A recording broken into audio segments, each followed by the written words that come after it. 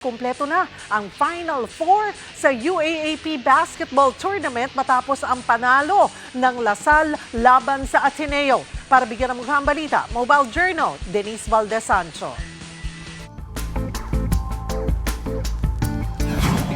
Matapos ang neck-and-neck na paghaharap kontra Ateneo, pasok na sa Final Four ang De La Salle University. 12.4 seconds on the shot clock, tumira si Jacob Cortez para sa tinta. Final score, 72-78. Pinangunahan ng Cager ang Green Archers matapos makapagtala ng 20 points, 3 rebounds, and 7 assists.